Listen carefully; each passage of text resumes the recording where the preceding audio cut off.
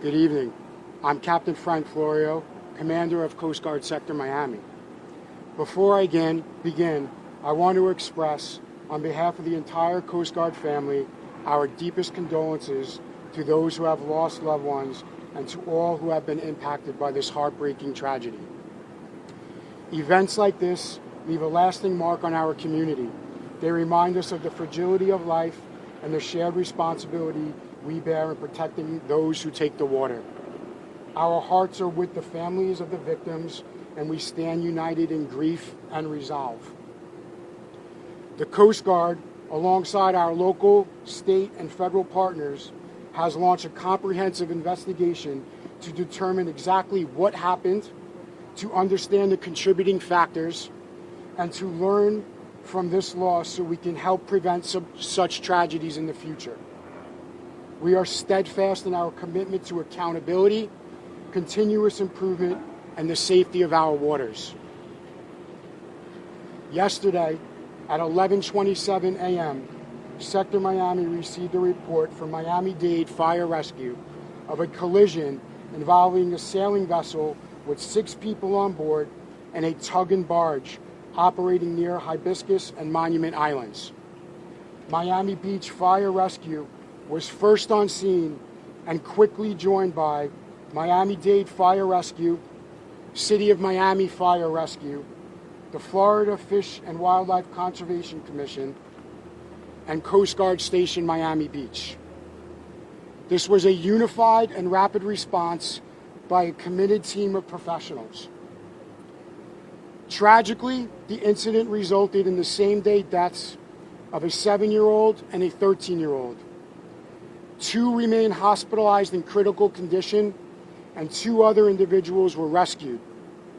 Search and rescue operations concluded yesterday, and next of kin notifications have been completed. Moving forward, the U.S. Coast Guard will maintain the lead in the maritime casualty investigation.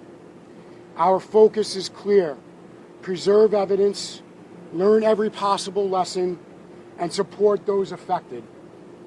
Salvage operations to remove the sailing vessel and tug and barge will begin shortly here today. Once complete, we will stand down the safety zone currently in effect. To the families, first responders, and all those impacted, know that we grieve with you. We will not take this lightly, and we will not forget.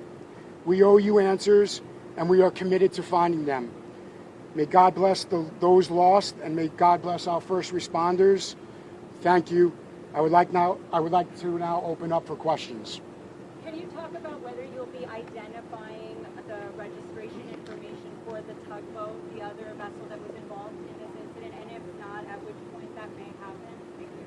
Yes, ma'am. That is part of our investigation. As we conduct the investigation and when the investigation is complete, we will be able to release those numbers.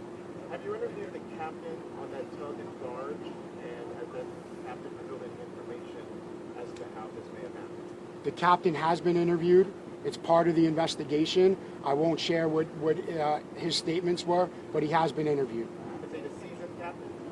Not going to comment, sir.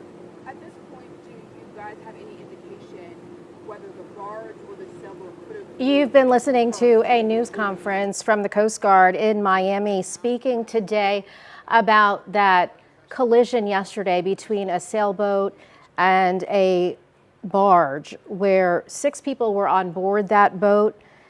2 people were killed, a 7-year-old and a 12-year-old. The investigation continues at this point to figure out what exactly happened. We will, of course, keep you posted.